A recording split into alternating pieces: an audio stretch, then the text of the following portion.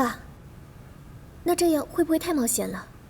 如果我们只拿到这一次，没有拿到下一次，那我们投资的设备和人工不就白费了吗？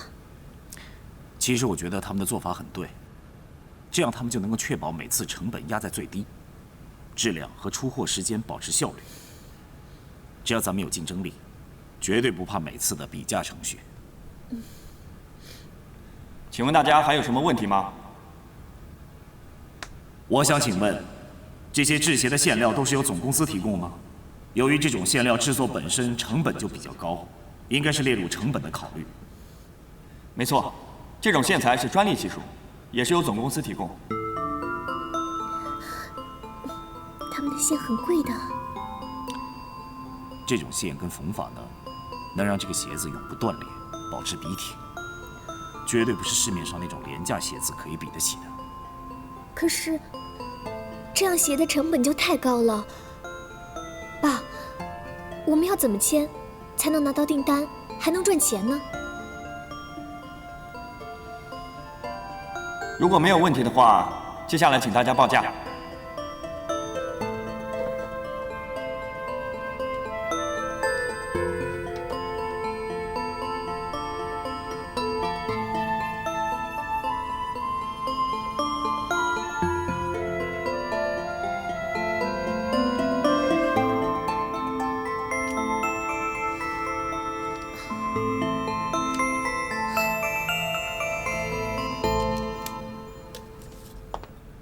好，接下来由我宣布各家厂家的报价以及最后的得标单位。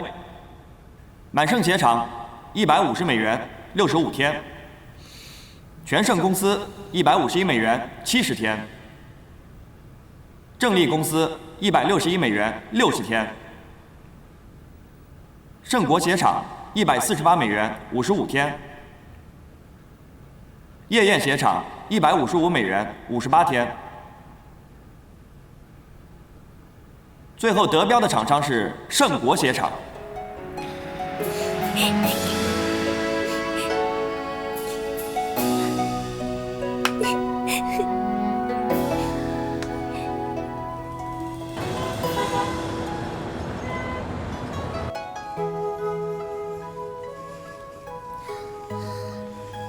爸，我们提的价虽然是赢了，可是几乎无利可图。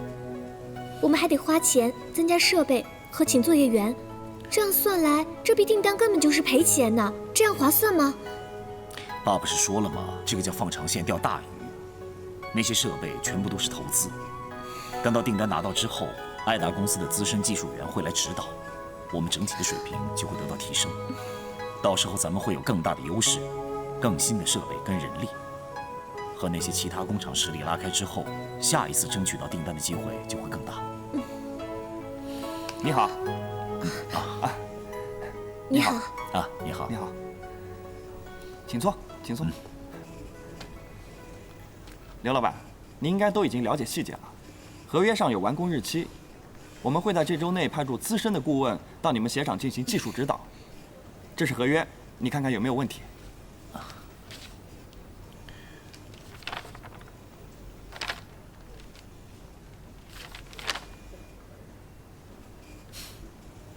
没问题。继父，等一下。Chris， 你怎么来了？哎，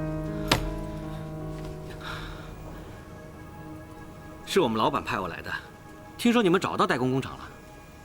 啊，刘老板，这位是香港祥利贸易的业务经理 Chris 陈。Chris， 这位是盛国鞋厂的刘老板。啊，是这样的。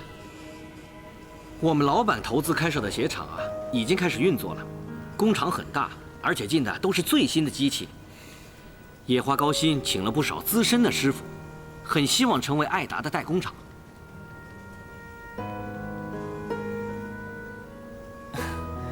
可是第一批代工已经决定由盛国鞋厂制作了。哈，我知道，不过合约不是还没签吗？就算签了，签约金我们来赔啊，这样都合算。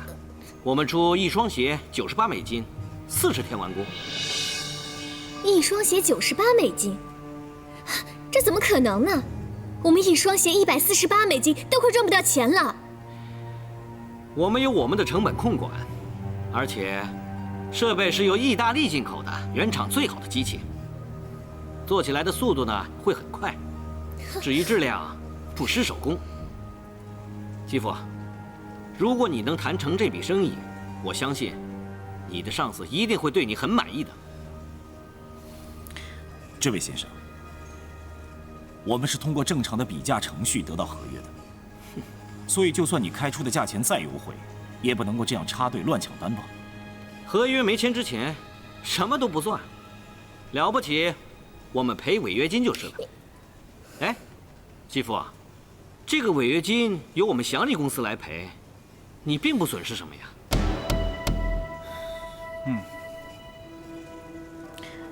请一切按照正常程序进行，否则影响到爱达公司的声誉。我们如果没有如期拿到这个合约，一定会提起诉讼。到时候爱达为了省些小钱，伤了在商场上的声誉的话，这可能是不智之举啊。这样子吧，刘老板，您再给我几天时间，请示一下总公司，这个合约暂时不能签。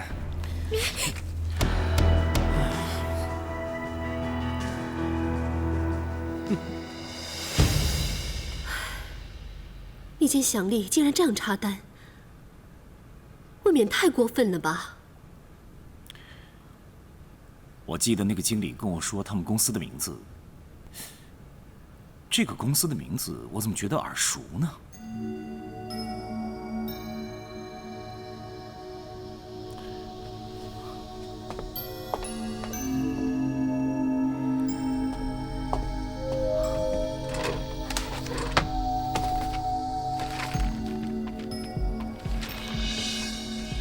没错，就是这家，香港的祥利贸易。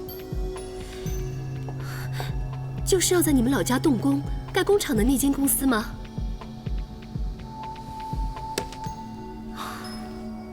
祥利是老字号，公司规模很大，他们代理很多国际的精品品牌，跨足精品、高级食材。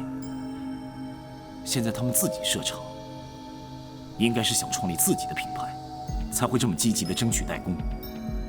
肯定是为了吸取技术，才这么不惜地降低成本。可我总觉得，他们好像在处处针对你啊，不然怎么会专程来抢你的客户呢？但是这个不大可能啊。对他们这种大公司来说，我不过是间小鞋厂，完全无法对他们构成威胁的。爸，真的是太过分了！香港的集权公司说不找我们代工了，这是怎么回事啊？我们跟他们合作了10几年了，怎么可能会突然间？就是说啊，我刚还跟他们代表吵了一架，他们说另找了一家香港代工的人来做，又是祥利。祥利，你看吧，祥利真的是冲着你来的，不然他不会专抢你的客户啊。怎么会这个样子？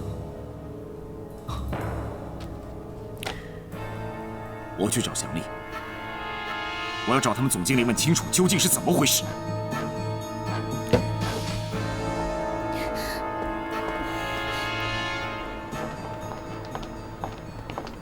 请问两位有什么事？我们是盛国鞋厂的，想要找祥利公司的业务经理 Chris。有约时间吗？没有。请等一下。前台，有位盛国鞋厂的先生要找 Chris 经理。Chris 先生盛国在那里。鞋厂的先陈先生要找 Chris 经理。刘老板，我们好像没有约时间啊。我给你的秘书打过好几次电话，他都说你没有时间，所以我们只好亲自来一趟。我们只想弄明白，为什么你们专抢我们的订单？我已经有2、3个国际客户被你们拉走了，你们为什么要这么做？没有永久的客户，这有什么好奇怪的？但是你们针对我，这一定是有原因的。我们没有针对谁，我们是以利益为出发点的。刘先生，台湾是个好地方，不过做生意的态度太散漫了，这怎么跟国际接轨呢？谢谢你的指教，但是你们用这种抢夺的方式削价竞争，这也不是什么值得尊敬的手段。这是公司的政策，我们只能奉命行事。请帮我联系你们老板，让我好好的跟他谈一谈。没这个必要。陈先生，陈先生，哎，先生，不好意思，请出去。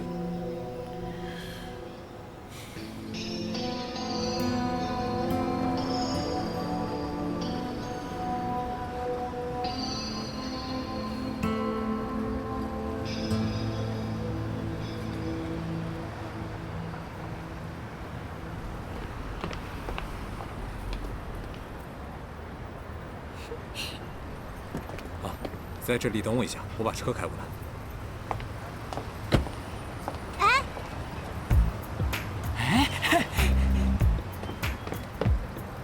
你怎么来这里了？我来看看你啊。警察说你一年出入警察局100多次，我就来这里等等看，果真等到你了。走吧，我有重要的事情找你。走吧。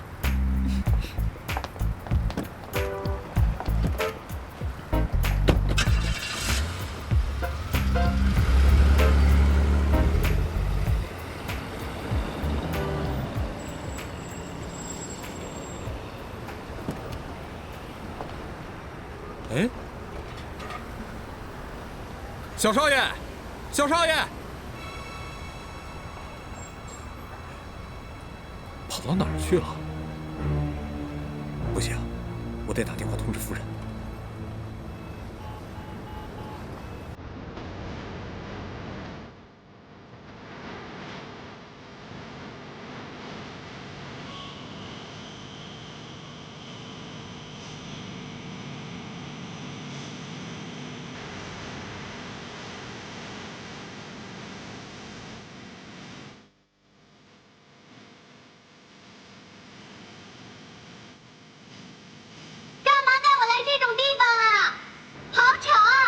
不会啦，在这里讲话再大声都没人管你，这是个好地方。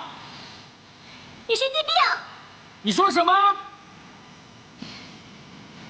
喂，你不是说有重要的问题要问我吗？这儿太吵了。不会啦，我听得见。你说。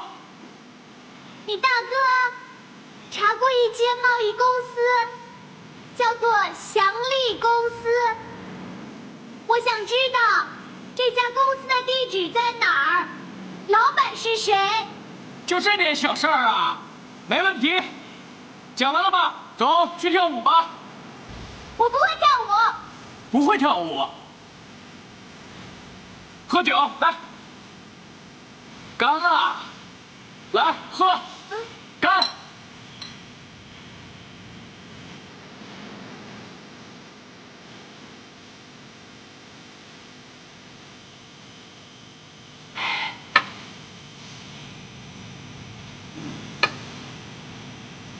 好气魄！来，再来！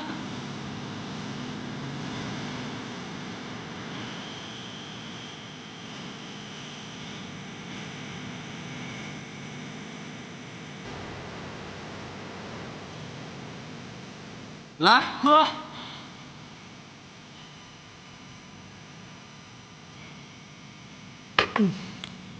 好样的！来，再喝一轮。哎，你说的，这轮喝完，你就要负责带我去见祥利公司的董事长。没问题了。来，干！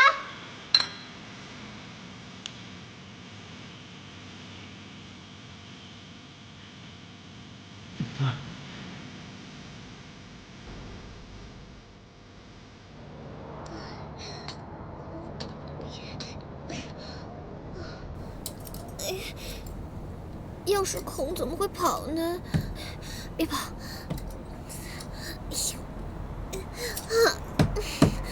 开门！开门！哦，哎呦，怎么了？哎呦，嘉诚，来，进来，进来。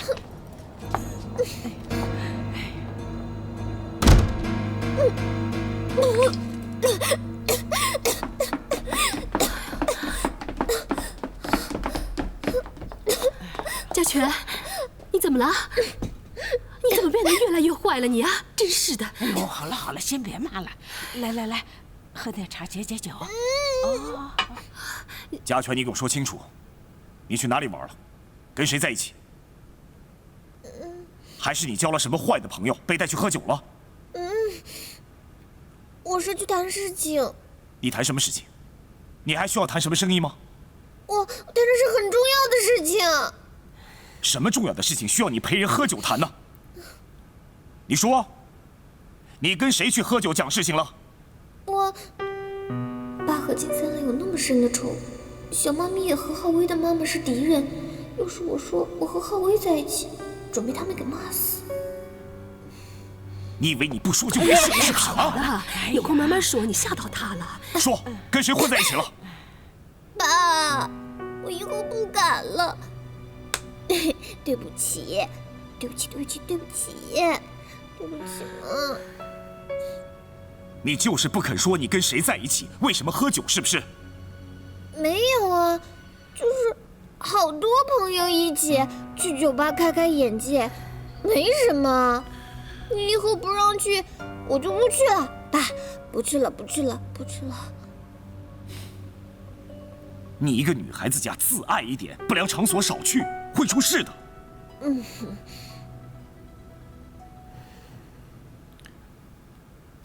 王婶，就麻烦你煮点东西给家全吃，他吐成这个样子，都没吃东西，我也会坏的。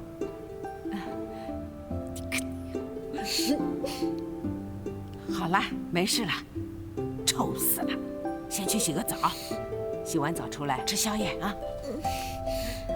小心点儿。哎，家全，你真是……我看呐，这孩子啊，还是你宠坏的。不是他。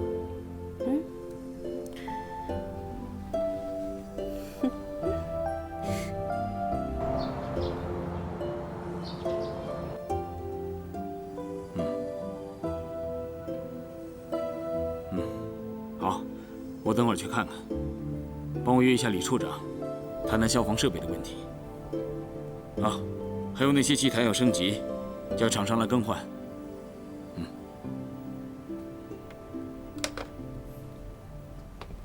大哥啊，哎，郝威，什么事？大哥，你这么忙，有没有什么事我可以帮你啊？哼，太阳打西边出来了啊！竟然想帮我？我是认真的。香港那边有投资公司，还有拍电影，我想去香港看看。哼，你是想去香港找那些电影明星玩玩吧？他们也是公司的员工，你别招惹他们啊！啊！我是想开开眼界嘛。行了，别再绕弯子了，有什么事直说吧。是这样了，我有朋友啊，托我打听一点事情，我答应替他打听了。什么事情啊？神神秘秘的。我这个朋友的妈妈跟我妈有仇，好像跟你也有不愉快。要是我讲了，你一定要答应帮我。就是那个刘家全，上次在警局，他妈跟我妈大吵了一架。你记不记得在机场，他爸见你脸都黑了。郝威，你怎么认识刘家全的？那不重要，重要的是他的事我答应了。大哥，你一定要帮我查查那个香港祥利公司的底细。小心啊！郝威。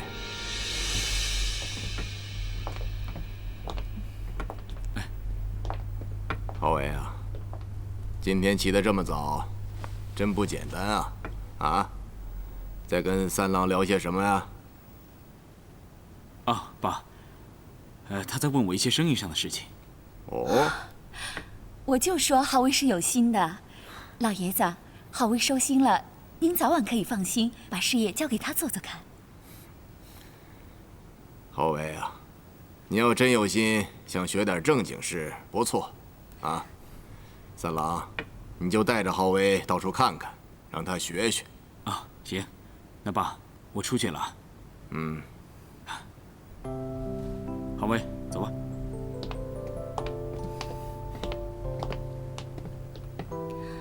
老爷，您儿子是大器晚成，他一定继承到您的优良血统。您放心，他不会让您失望的。唉，要是浩威真能开窍，那我还烦恼什么呢？啊？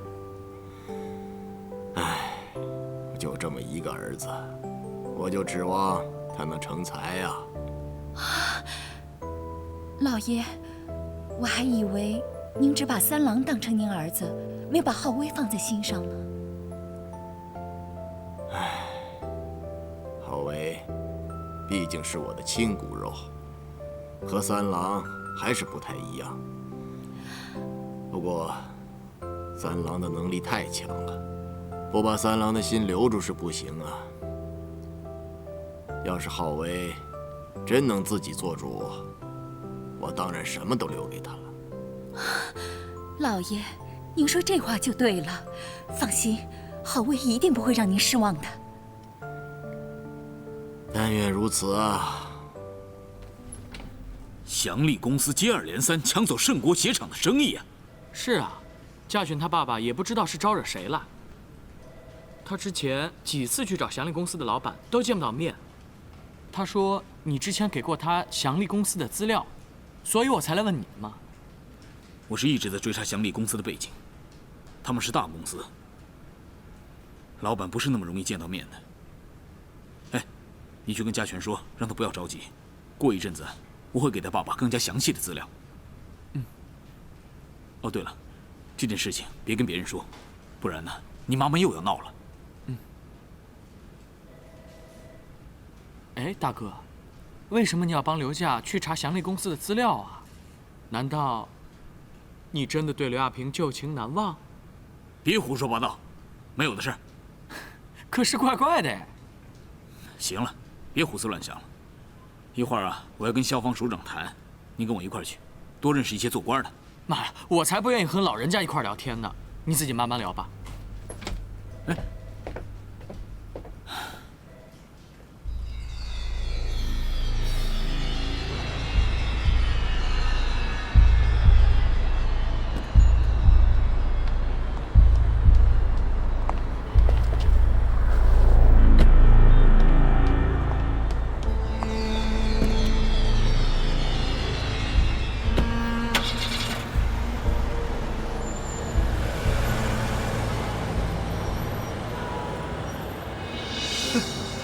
你自己去告诉刘亚平的哥哥，那人情不是让你做了吗？我答应嘉全要亲自告诉他的，我就不信你手上还没他半点资料。哼！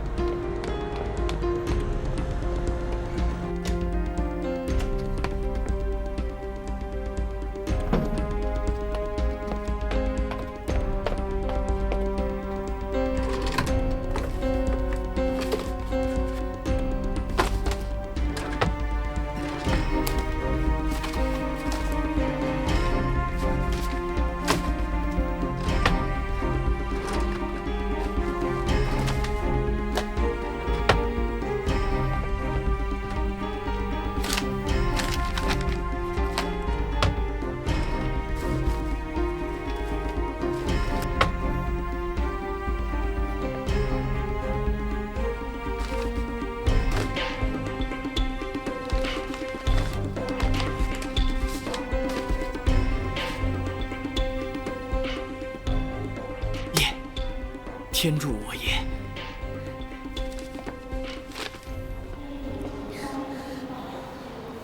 哎，你真厉害，怎么会知道今天祥利的董事长会来台湾啊？我跟你说，我这个人帮朋友，不光要做到100分，还要做到120分。所以我带你来接机，顺便会会这个祥利公司的老董。你说，这样能行吗？我怎么听起来怪怪的？不会有事儿吧？哎，我哥哥一直这么做事的，放心吧，学他就对了。切！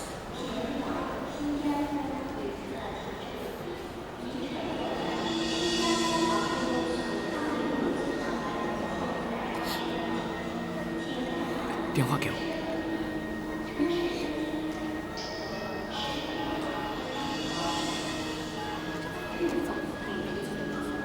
喂，目标4点钟方向，把那群人给我支开。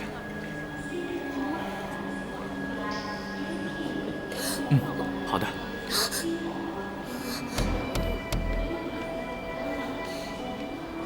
我们这方面很有经验的，放心啊。我们送吧。你们站在这儿干什么？啊！走了！你干什么？走！你干什么？干什么？你们干什么？你们站这儿！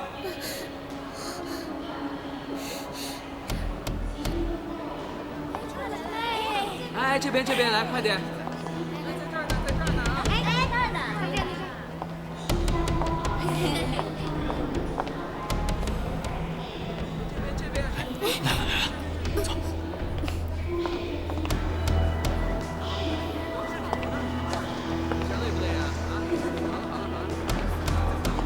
孙老板，你好，你好，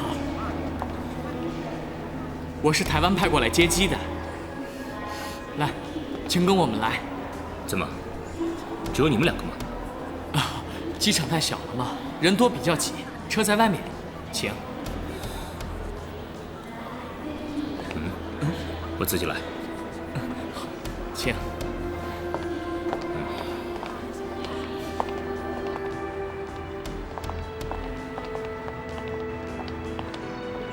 台北公司的经理是怎么回事？就叫这两个小鬼来接机，连车停在航站楼外都不懂。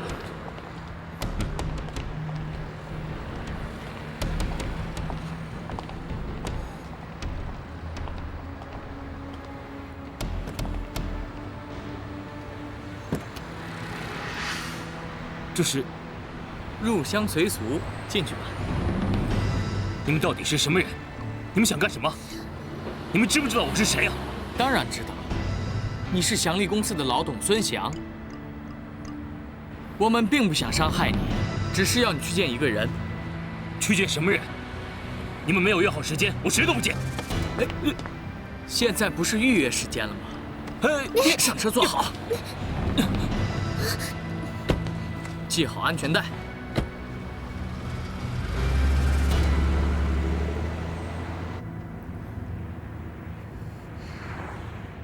你们到底是什么人？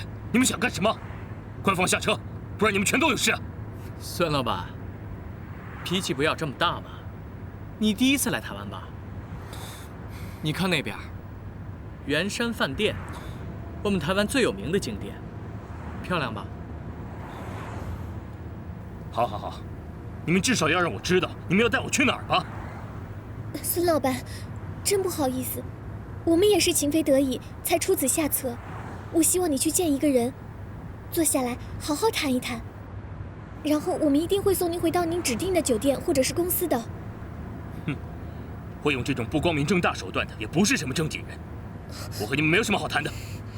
哎，用不光明正大手段的人是你吧？人家是被你逼急了，又没法和你对上话，才用这种办法的。我没用过什么不光明正大的手段，是吗？你用强硬的态度、不合理的价钱，强行抢走盛国鞋厂爱达的订单，还偷偷摸摸疏通厦门的相关当局，把人家老家都铲了。你卑劣的手段用的还少啊？你怎么还能理直气壮的呢？你们到底要我去见什么人？我爸爸，刘世杰，盛国鞋厂董事长。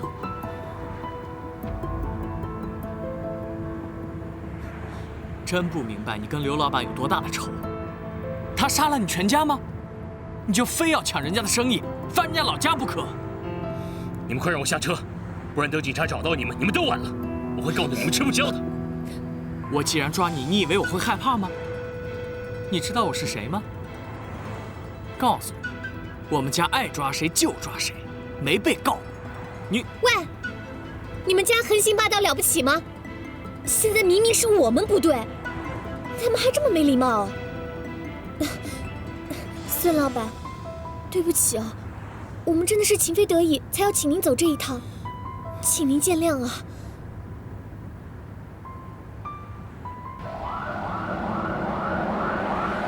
停车！停车！停车！停车！怎么了？车有什么问题吗？我没超速，也没闯红灯啊！快点下车！别动！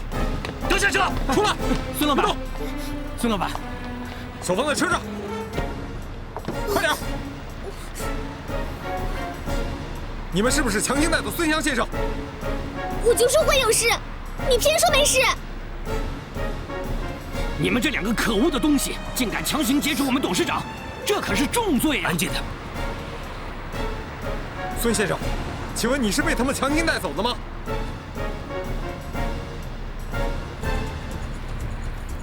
他们没有强行带我走，是我下了飞机，着急赶路，所以请他们载我一程。可是您公司的多名干部已经报了案，那些捣乱的不良少年也都承认了，还是请您亲自去警局一趟，小嘎。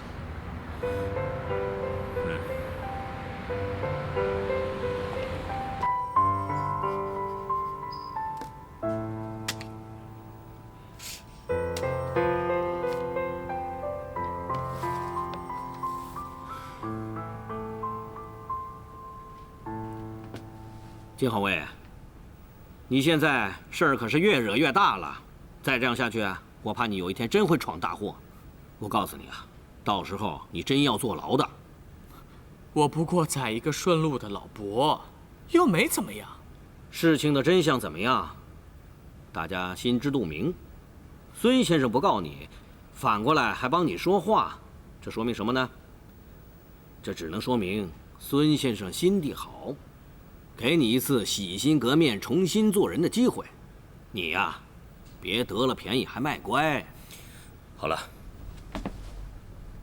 我可以走了吗？啊，案子已经撤了，你可以走了。孙先生，请。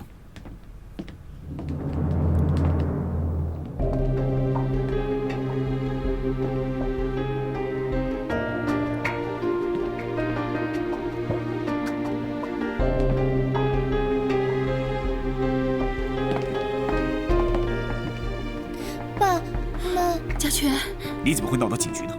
发生什么事了啊？啊？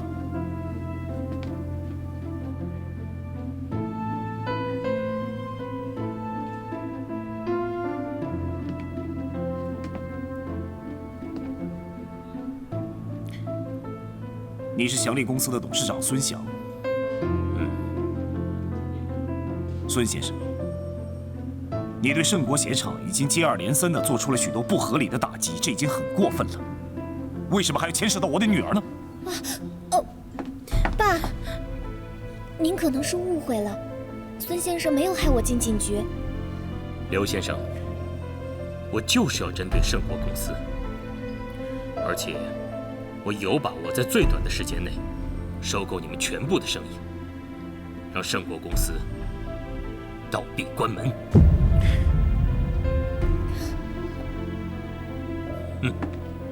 喂，老头儿，你这什么意思？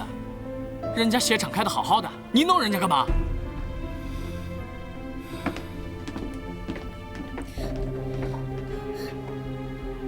嘉全，到底怎么回事？回去说清楚啊！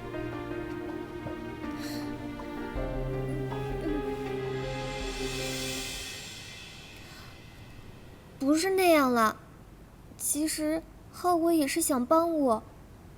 然后，就劫了孙祥，就这样了。你都这么大的人了，怎么连个是非都分不清楚呢？你还是个大学毕业生呢，竟然连这是违法的行为都不知道，书不是白念了吗？你会做出这种事情，我真的很痛心。爸，我也是想帮忙啊。那个孙祥要害我们的鞋厂关门啊！我宁可鞋厂关门，我也要光明正大跟人家竞争，不要你去做那些绑架掳人的行为。不过那个孙董啊，是不是也太奇怪了点啊？他怎么就偏偏冲着你去了呢？我一定要设法搞清楚他为什么要这么做。不过嘉全，我不希望你再做错事。那金家的人不正派，包娼包赌，你跟那样的人在一起，不会有什么好结果的。我要你给我保证，不许你再跟金浩威碰面。他们家的人怎么样，我不知道。可是金浩威人不错，他不是那种凶神恶煞的人啊。我就不准你跟金浩威见面，你听懂了吗？是我犯的错，你不要怪到金浩威身上啊。他只是想帮我。我就不许你再跟金浩威碰面，你别再跟我辩。你专制，不讲理，你怎么能因为你的私人恩怨限制我交朋友呢？当年你也是这么硬生生的拆散了金三郎和小妈咪吗？那样对小妈咪太不公平了。家权，你什么都不清楚，不要再胡说八道。你爸是为了你好，你听他的没错。哼，你家权。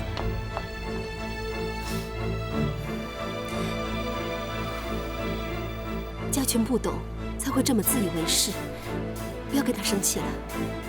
我不是跟他生气，我是怕他被金浩威给影响了。这怎么会跟金三郎碰上头的呢？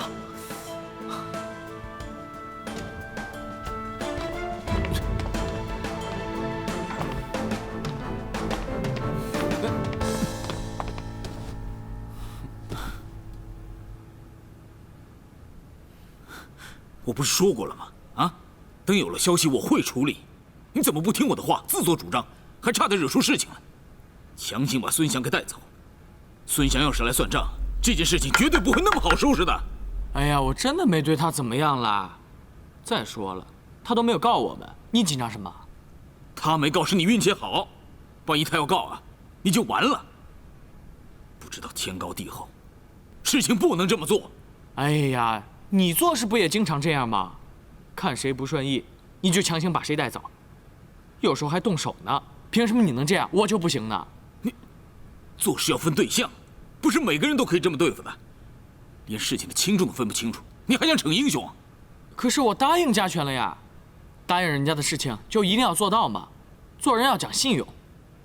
你呀，一大堆理由，我说不过你。好啦，反正都没事了嘛。不过我答应家权的事情还没做到，既然你强行把人带走都没事，那你负责把孙祥约出来，叫他放弃跟盛国鞋厂抢订单。你想怎样就怎样啊？轮到你命令我怎么处理事情了吗？你还不是一样想帮刘家？不然干嘛在厦门花那么大功夫去查孙祥要盖工厂的事儿？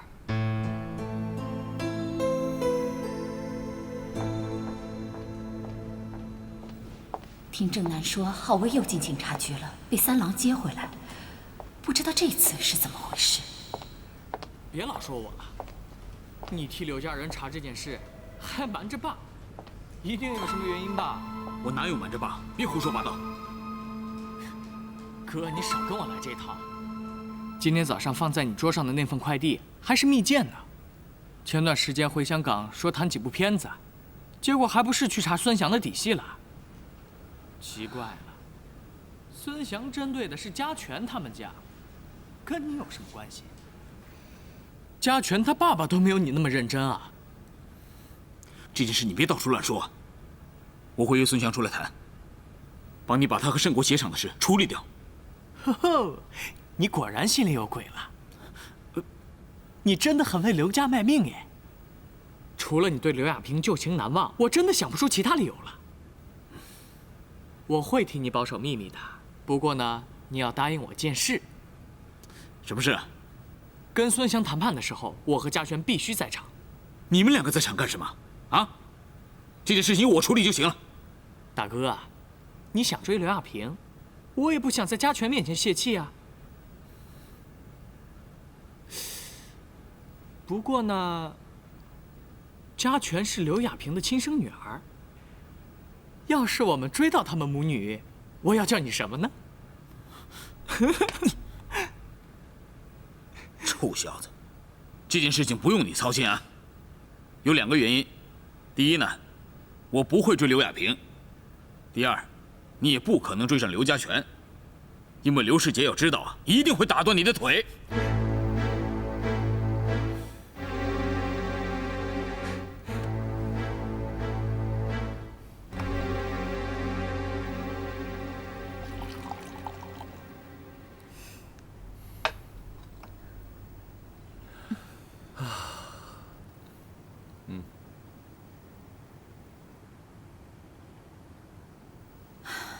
你说这事儿奇不奇啊？三郎和刘亚平之间已经没有可能了。那三郎为刘家做那么多事情，究竟为了什么？如果三郎真的这么爱刘亚平，根本没必要暗地里做这些事情。就像你说的，刘亚平随时都愿意回到三郎身边嘛。哼，那只骚狐狸呀！哎呀，他一看到三郎啊，就浑身发痒的样子。他呀，只要三郎勾勾手，他还不整个人都扑上去了。哼，可是三郎偏偏就是不喜欢他，他还硬要粘上去。哎呀，喷一鼻子的灰，真是太好笑了。哟，瞧你说的，你这分明是在吃刘亚平的醋啊！可惜呀，醋太满了，都泼到我脸上。我说你吃什么醋呀？现在三郎看见我呀，还得管我叫一声妈呢。哎，我就是弄不懂，三郎对刘家到底是什么用意？如果不是为了钱，那就是为了利。你说过，当初你生浩威的时候，老爷子曾经承诺要把财产分一半给三郎，但是老爷子并没有真的这么做。三郎一定很不满意，但是财产没到手，也不敢和老爷子翻脸。没错，老爷子很清楚，只有浩威才是他的亲骨肉。三郎再怎么说他也是外人，老爷子又不傻，难不成他会把财产提前分给三郎，让他去壮大吗？是啊，如今浩威已经长大了，老爷子这2年身体又不太好，很多事管不动，是该让浩威接手的时候了。但是浩威还没有上手，老爷子又不管，正好是个空窗期。三郎再不趁现在搬财产，要趁什么时候？你想，万一三郎来个五鬼搬运，要搬到什么地方去？你是说，他想串通刘世杰？你是说，他想串通刘世杰呀？不过，这不可能啊！三郎和刘世杰可是死对头呢。所以他才要讨好刘世杰，向刘世杰投诚嘛。有圣国鞋厂帮三郎洗钱，还有刘亚平拼命掩护三郎，这对三郎来说不是很好的钱坑吗？哼，他只要尽全力把公司、产权和现金都往钱坑里倒就得了。听你这么说，不行，我一定要把这事儿告诉老爷子。哎，你先别着急，先别急着说。三郎这么做的话，那我们就来个静观其变，搞不好逮这个机会来个黑吃黑，好处我们的，让三郎去背黑锅。哎呀，要是我们手脚够快的话，你恐怕连最后几年都不用等了，就可以早日甩掉老爷子，和我幸福的过日子。你怎么就那么聪明呢？那我的下半辈子就全靠你了。当然，为了你的幸福，我不机灵点能行吗？讨厌！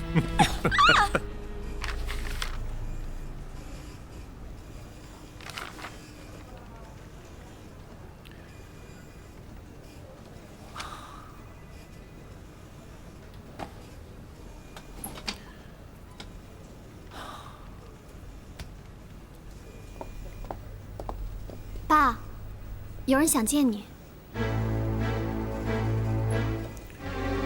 谁叫你来的？这里不欢迎你。嘉全，请让我跟你爸爸单独谈谈。哦。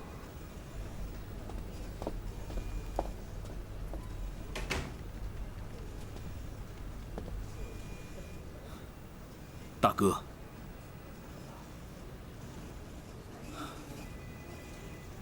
我知道你现在不想见我，但是这件事情，它不一样了。祥利公司接二连三地抢走你的订单，如果不赶紧处理，我担心这样下去，盛国鞋厂真的会倒闭。所以，我想替你约束孙祥，讨论一下处理这件事情的办法。如果他这个人不喝敬酒，我也有其他办法，让他听话。你只知道用暴力来解决问题，我不需要你用那种肮脏的手段来帮我，请你离我远一点。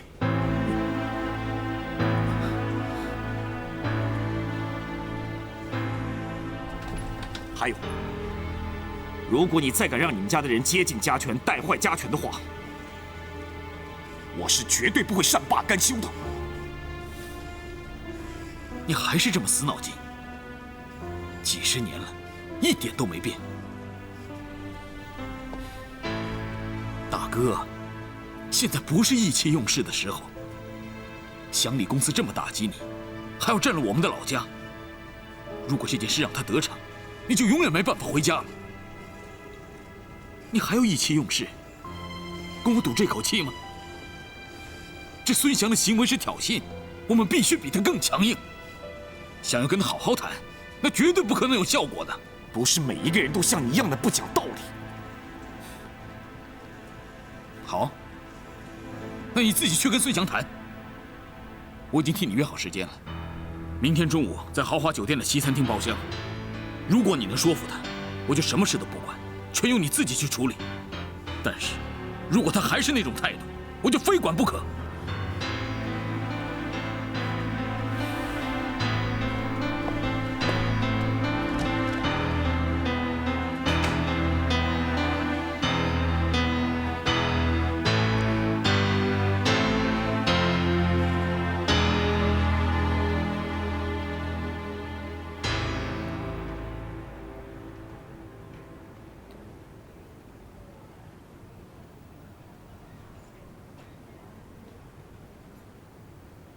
爸，你说孙老板会来吗？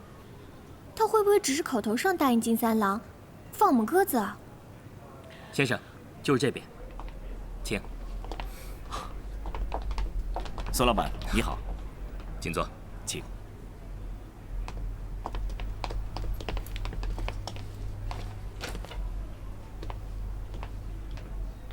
孙老板，原来是客，想吃些什么不要客气。一杯水就足够了。孙老板，俗话说，友情饮水饱嘛。如果连一杯水都喝起来没滋味的话，那吃什么，又有什么意义呢？孙老板既然肯赏光，那就请让我做东，这也算是我的一点心意吧。不用了，我只吃自家厨子做的菜。外面的东西，我吃不惯。那，您都不在外面用餐吗？万一来不及赶回家，那不就要饿肚子了？我今天来，不是为了吃这顿饭，而是为了把话说清楚。刘老板，如果不是为了订单，我想，你也不会请我吃这顿饭。可是，订单动辄百万千万。靠一顿饭就能得到好处，未免太可笑了吧？孙老板，您说话未免也太难听了。嘉全，别插嘴。不好意思啊，我这个人说话比较直接，不像有些人说起话来倒是客客气气的，但不知道心里在想些什么。孙老板，请你不要含沙射影的骂人。祥利贸易历史悠久，商誉良好。就算是要跨足做手工鞋的代工业，也应该是要公平竞争。而不是用插单或者私下交易这种态度来抢单抢生意的。我是在做生意，不是在竞选好人好事的代表。生意就是生意，规则是由强者说了算的。你如果不能和我竞争，就只有倒闭一途。不好意思，我不是很能认同您这个看法。即便在商言商，也应该是有一定的道义。道义？哼，是吗？只要是能够赚钱，就算是把亲兄弟给卖了，这样的生意也是有人做的，而且会有很多人做，不是吗？这不可能。为了赚钱而把自己的亲人给卖掉，这太匪夷所思了。即便是有，我相信那也是最卑劣的人才能做得出这样的事。你是认真的吗？看你义正辞严的样子，好像真有这么回事似的。这当然是真的了。卖掉自己的妻儿兄弟，这种行为当然是天理不容。哼，如果说有一些苦衷呢，比如说穷疯了，一家人在一起只有死路一条，为了亲人好，所以把它卖给有钱人家呢？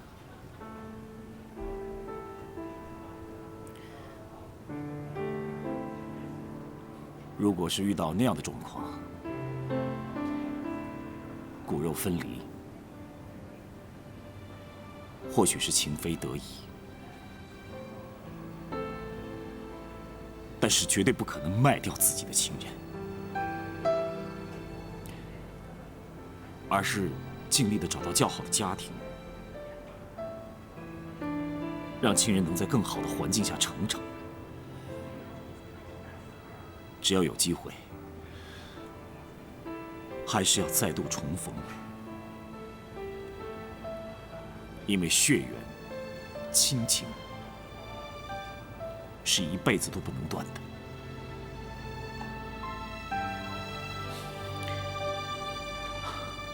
这个世上什么样的人最贫穷，并不是失去财富，而是失去满足感。一个没有亲人的人，就算再成功，也没有人跟他分享，那种感觉比一无所有还有凄凉。只有家人跟亲人能够让你的努力有意义，即便在你死后，也不会让你的努力变成一场空。够了！我不是来听你说这些大道理的。你这个人，生意做得不怎么样，倒是讲得满口大道理。我看你鞋厂不用做了，去靠演说为生吧，这样或许会更有商机。我说的只是我的经验跟看法，如果你无法体会，那也没有关系。我不是来听你说这些的。你既然要和我谈爱达的订单，好，我就直截了当告诉你，你死了这条心吧。就算我插单，我低价竞争，这只证明我有能力这么做。如果你有这个能力，你也可以这么做，不用跟别人比价。哦，还有，你们台湾才刚刚开放大陆探亲，所以一定认为大陆比较贫困。哼，我实话告诉你，那是你们夜郎自大。大陆的经济活动十分的蓬勃，而且很快就会赶上台湾。很多香港人早已在大陆布局了。我就是要取得爱达的订单，在厦门设厂，做优良品质的手工鞋，不但要内销，更要外销到全世界。我有足够的资金，能投入大量的机器和人力，以量制价。哼，你那些技术和市场，很快就会过时了，你根本无法跟我竞争。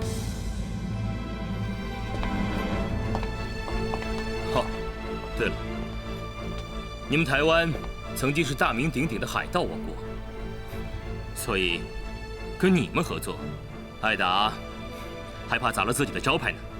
哼。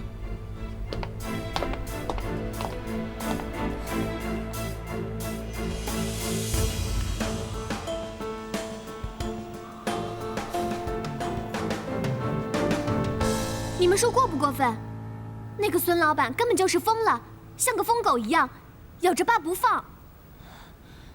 他说要在厦门建厂，难道就是建在我们老家的原址上吗？这也太过分了吧！那个姓孙的到底跟你有什么深仇大恨呢？师姐，你是不是什么时候得罪过人了？哎，师姐有没有杀人放火，得罪谁呀？啊？我看呐，根本就是那个姓孙的，他是疯了。他看师姐2个眼睛1个鼻子，长得太普通了，他不高兴。这不废话吗？哼，真是。好了好了，你们大家也别这么说人家了。如果他真的是个不讲道理的人，那他为什么会放过家权和金浩威呢？他分明是个有人情味的人嘛。哎，他还给家权一个机会，我觉得这个人呢还不错。你可是看他对大哥的态度这么有敌意，我们也应该想办法对付他。那是。大哥，他说他有资金投入设备和人力，那我们也跟他拼了。我把我的广告公司可以周转的资金全部都投入到盛国鞋厂里面，也找我的客户入股，帮你充资金，先投入些设备，压低报价，把客户留住，撑过去再说。不行，我不能够用你的钱。那可是你辛辛苦苦才成立的广告公关公司，那是你的一片天，是你的事业跟依靠。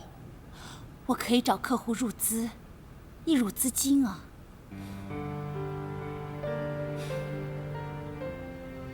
我和孙翔的这场仗会怎么样还不知道，但目前的情况，我是小虾米，他是大鲸鱼。万一我真的被他打败了，我不能害你客户的投资血本无归啊！哎呦，师姐，你泥菩萨过江，自身都难保了，你还替人家想那么多干嘛？先找钱，把那个工厂的竞争力提升起来，跟那个姓孙的拼了！对，是啊，爸，至少我们可以提升设备，压低报价，留住老客户，先稳住阵脚再说。那个叫恶性竞争，被牺牲掉的绝对是质量。就算咱们一时压低价钱来留住客户，那将来呢？要永远用不合理的价钱来代工吗？这条路是不能走的。难道要眼睁睁地看着鞋厂做不到生意吗？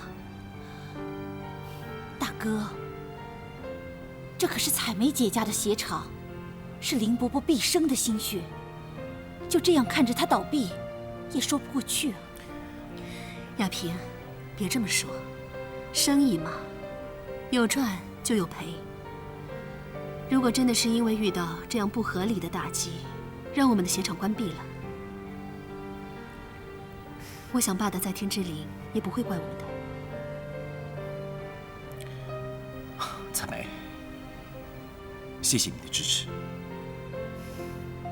我还是会想办法来面对这场战争的，但我一定会尽全力，让盛国鞋厂继续经营下去。我对你有信心，只要你不违反你做人的原则，我都支持你。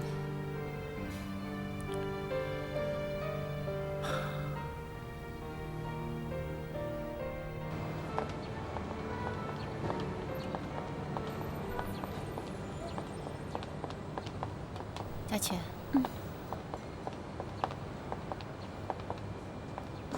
我先回去了，我去找一些客户谈谈，或许真的有人愿意投资。哎，小猫咪，其实爸能约得到孙翔，是金三郎帮的忙。金三郎来找过爸，他好像非常想帮忙。可是吧，你也知道爸那个臭脾气。我听他说，如果爸和孙祥再谈不出个结果，他就要干涉这件事了。他真的这么说吗？嗯，他还说，他绝不会让孙祥在你们老家的地上盖工厂。我想，他一定会投资盛国的。可是，爸怎么可能会求他呢？我知道了，我会去找他的，向他说明这些情况。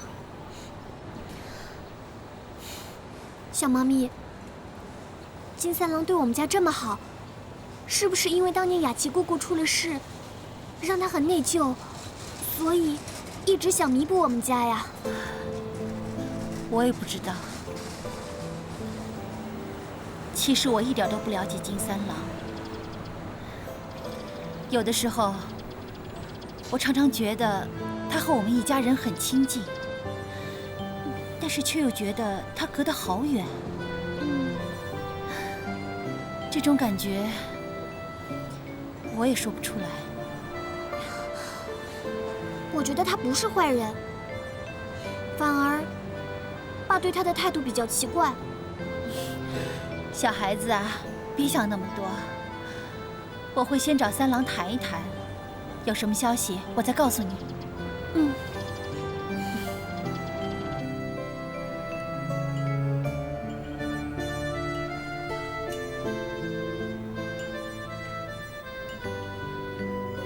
你说对了，孙祥的态度很强硬，而且很不友善，分明是想存心弄倒大哥。放心吧，我会设法帮大哥度过这个难关。可是祥利公司财大势大，我们要是硬碰硬的话，恐怕没那么容易的。啊，这个由我来想办法。谢谢你告诉我这件事。哎，等一下。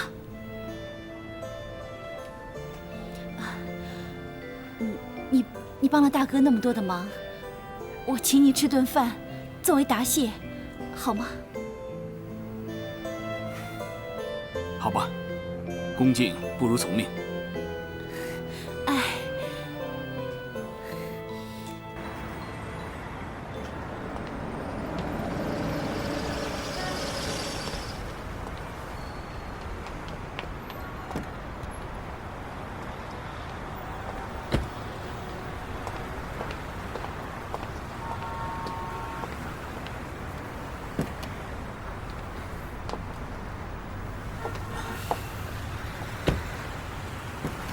亚萍，谢谢你今天晚上请我吃大餐。哎，礼尚往来，我也请你在这里面喝杯小酒，这里我常来的。好。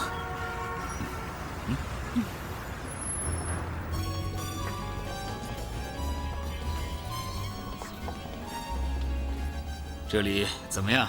啊？这里面还挺舒服的，你真会享受。哎，酒店再舒服，小姐不漂亮也是不行的。哎，这家店的小姐，整体素质还是很高的。哎，要不然我才不会来呢。对，你常常要谈生意，都常到酒店里来谈。我们公司也经常这样接待客户。哦，那你呀，一定要过来开开眼界啊！哎，金总，哎，来，哎呀，你好久没来了，最近比较忙吧？哦，怪我这段时间没来啊。放心吧，我今天晚上把你这业绩冲上去。那就谢谢金总了。这位是广告名人刘亚萍小姐吧？啊，这位啊是我的好朋友，哎，我们俩的关系啊就跟亲兄妹一样。哦，亲兄妹呀？对呀。那我就不怕别的小姐得罪你妹妹了。哎，这小姐不怕多，就怕丑。你有多少全部叫来，让我这妹妹好好见你一下。是，那我马上叫小姐进来啊。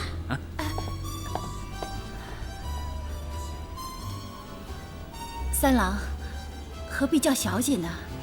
我们2个人喝喝酒，聊聊天，这样就行了。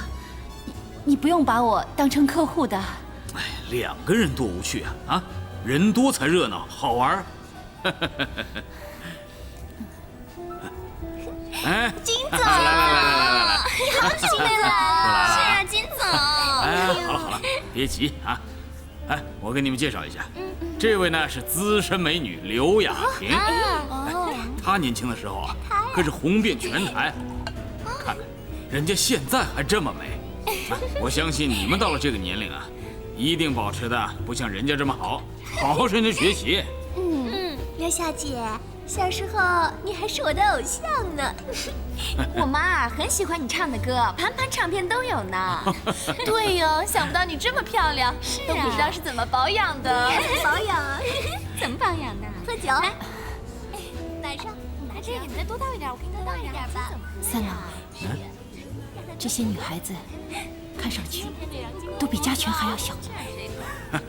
嘉泉已经26岁了吧？啊，哎，26岁，在这个酒店的小姐里面，那算是高龄的了。哎，看到她们没有啊？最小的18岁，最大的才23岁啊！谁说我23了？人家今年才22岁。你都连着2年22岁了，你这1年就跟我要了3次生日礼物。那按这么说，你是不是1年应该长3岁啊？这2年了，你1岁都没长。哎呀，你好坏呀！我也要生日礼物，我生日快到了，我也要生日礼物。安姐都有，就是都有。金总，来喝酒啊！来，好。我要坐你旁边。来，金总喝。哎呀，这越来越漂亮了，来，亲一个。来，干一杯，来，干杯。哎呀，再喝一杯嘛，多喝一点。来，我来给金总倒，我来给倒。干杯！来，多喝点，金总多喝一点啊。来，想我没有啊？想我没有？来，想我没有？呀，金总，来，再喝，喝一杯。来，吃水果。来，金总，吃点西瓜吧。来，继续。来，多喝点酒。更是我呀！快！哎呀，金总，你再喝一点嘛！来，再喝一点。哦，又干。多喝一点嘛！喝完嘛。就是。喝不了了。喝，多喝点。来，干杯！来，干杯！又干杯！喝一点嘛，就喝一点。哎呀，再干一杯吧！那干杯得亲一个，亲就亲嘛，我们亲一个，快点！你也亲一个吧？我也要亲一个。哎呀，好久不来了，想死你了。金总，下次要多来啊！我要回去了。金总，喝的也不够多。就是，来，再给金总买汤。我要回去了。那你自己回去吧。我们接着喝。来，我们继续。我要你送我回去。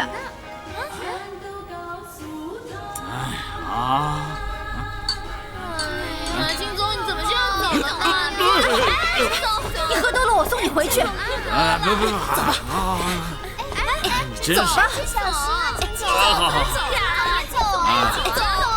我一会儿回来啊。走。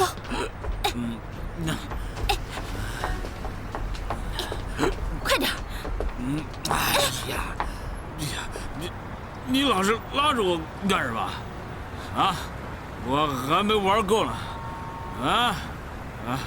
时间还这么早，你探啥风景？你知道你在干什么吗？啊，你在和一群年纪可以做你女儿的女孩子在一起厮混胡闹，真是太不像话了。你无不无聊啊？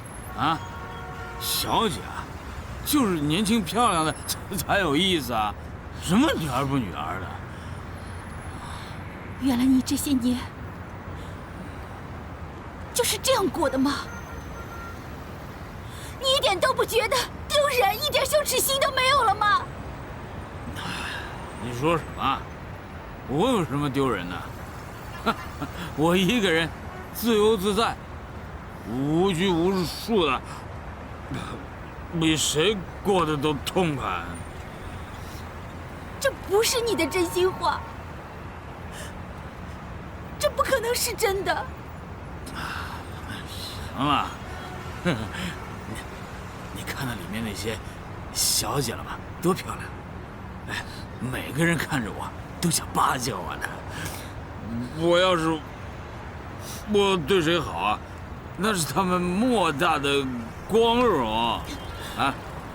这儿就像我的后宫一样，哎呦，多少男人他们羡慕我呀！啊，对了，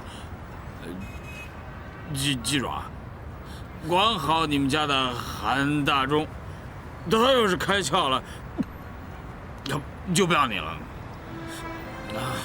你给我清醒一点！你讲的全是假话吧？你讲的全是假话！好，你喜欢后宫三妻，我就随你。我愿意做你其中的一个女朋友，不求一个名分。你能接受我的爱吗？你愿意吗？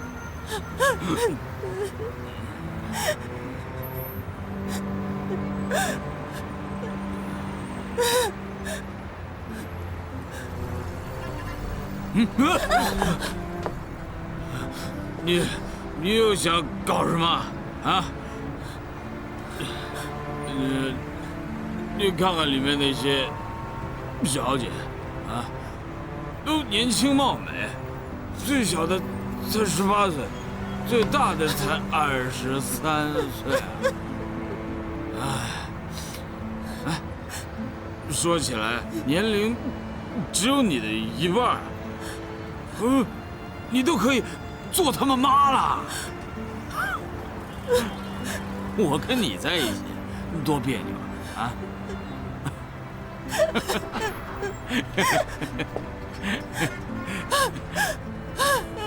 你不会以为你还只有20岁吧？啊！你够了你！你为什么要这样羞辱我？你为什么要这样羞辱我？你说够了吧？好，我要进去了，我喝酒了，你自己赶紧回去吧你。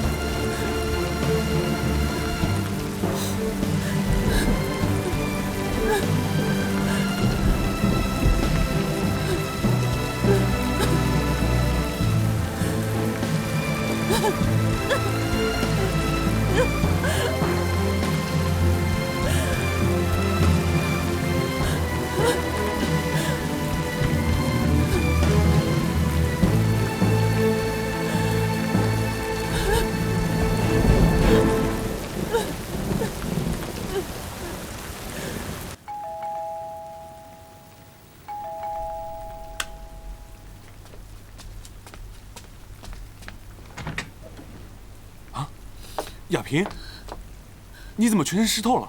先进来，来，进去。来，先喝杯热牛奶，暖暖身子吧。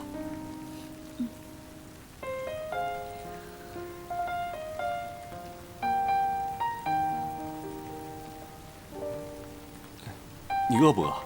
我去给你弄点吃的吧。不要走，陪陪我。好，我哪都不去，我就在这里陪着你。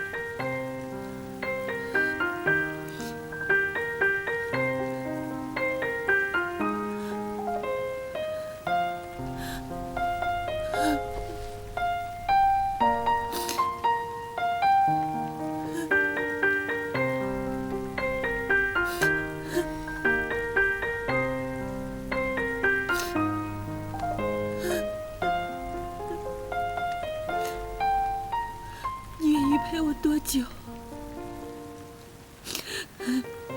你要我陪你多久，我就陪你多久。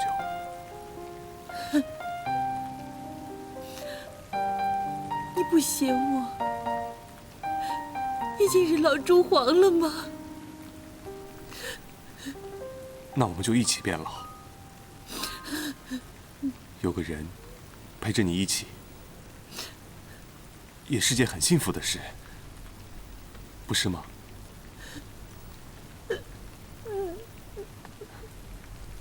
是。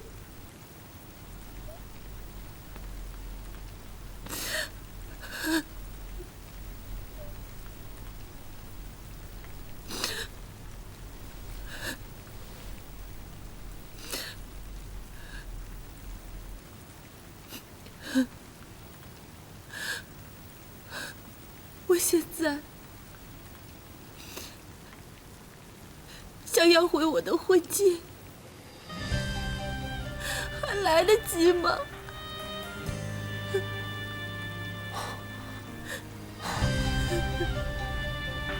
你等我一下。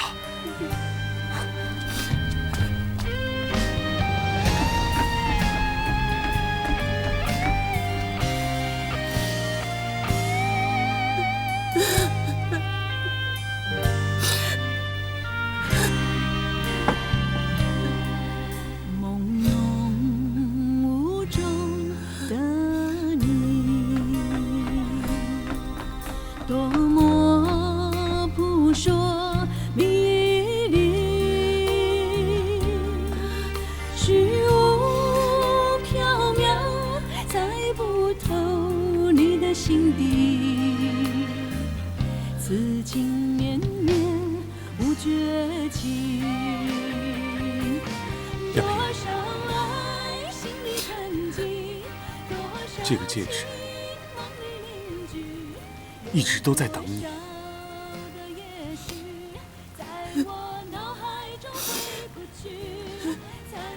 请你答应我，嫁给我吧。相思难语，多少泪滴湿我双襟。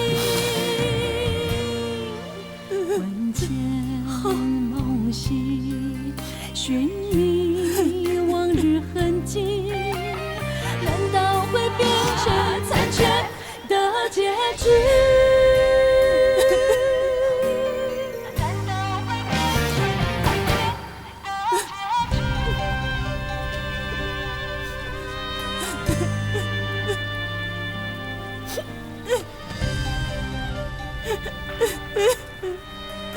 大周，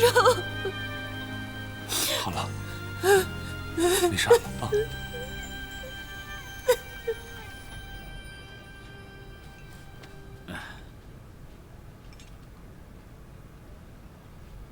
孙老板，谢谢你能赏脸啊。那我就有话直说了。你跟盛国鞋厂的刘老板是否有什么恩怨？为什么你总是抢他的生意呢？啊？那你和刘老板又是什么关系？要一再的帮他？哈，我跟他是很好的朋友，我对他非常了解，他是一个很耿直的人。他因为这个呢，很容易跟人结怨，可他绝对不是让人痛恨到如此地步的人。好朋友，了解。谁又真正了解另一个人呢？或许他有不为人知的另一面，或许他比你想象的要可恶卑鄙呢。难道你真的跟他有过节？喂，你多恨刘老板，你说啊？什么可恶卑鄙？我怎么看他都不像那种人呢。这是我的私事，我想没必要向外人说明吧。恩怨不说清楚，事情怎么解决？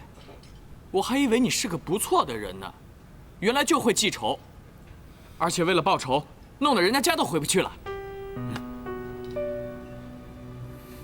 孙先生，我说过，我跟刘老板是很要好的朋友，所以呢，如果你要抢他的生意，我一定会尽力的帮他。而且，最近你在厦门申请盖工厂的那块土地，我也会尽力压下去，不会让你的工程继续进行。你这么帮他，让我很感动。可他这种人，不配有你这么讲义气的朋友。你根本就不了解他是一个什么样的人。你怎么知道我不了解刘世杰呢？也许我比你想象的还要了解他，我比你还要早认识他。好了，不要说了。我很欣赏你这么讲义气，所以我才会让你请我吃今天这顿饭。将来，就算你帮刘世杰，我也不会视你为敌。我们公平竞争。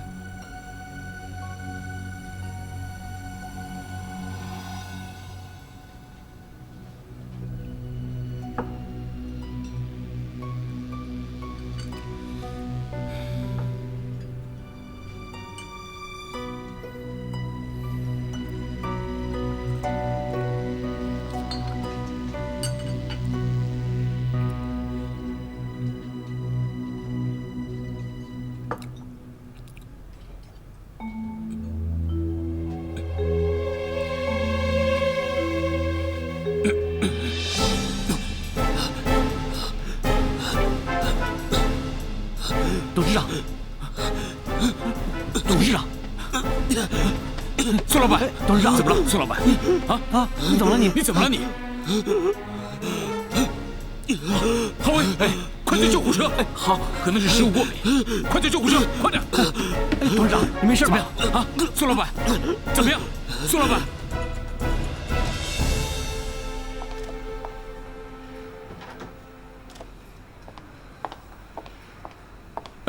护士，孙先生怎么样？情况已经控制住了，不过还需要静养。哦，谢谢啊。孙老板对花生类的食物过敏，这件事你怎么不知道吗？我真的不知道。我们董事长吃东西一向很小心，几乎不在外面吃饭，也不大应酬。怎么会这样？还好这件事情及时控制住了，要是再晚一步啊，恐怕他连命都没有了。刚刚咱们去的不是日本料理吗？怎么会有花生制品呢？对花生制品过敏的人，哪怕只是接触到一点点微量的花生粉，就会足以致命。我们刚才吃的日本料理，可能切生鱼片的刀沾过花生粉，甚至于厨师的手接触过，都足以引起上面的症状。有这么严重？那这种人死都不知道怎么死的。大哥，怎么你会对这种事情这么了解？因为我有一个朋友，情况也是这样的。世华就是这样。有一次，妈吃过花生酥，还隔了快半个小时才去抱世华。只不过亲了世华一下，他当场就发作了，还差点没命。当时奶奶差点吓得晕过去。像世华这么严重的花生过敏，也不常见了。会这么巧吗？你怎么知道我不了解刘世杰呢？也许我比你想象的还要了解他，我比你还要早认识他。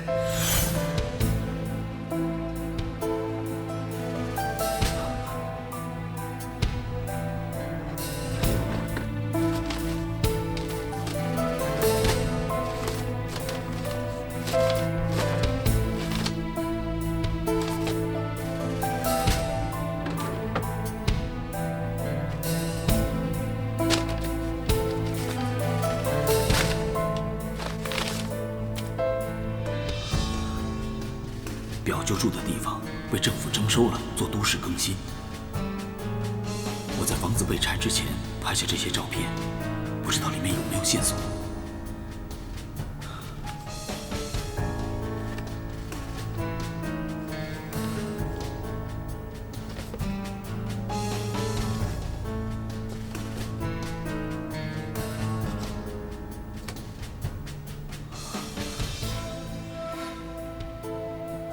20几年前，表舅就有香港这间贸易公司的日历，那就表示表舅跟他们早有联络。原来世华被领养的证据就在这里，这上面有详丽的电话和地址，就摆在最显眼的地方，我怎么一直没注意到呢？我以为这只是普通的日历，根本没有想到世华的下落就放在最显眼的地方。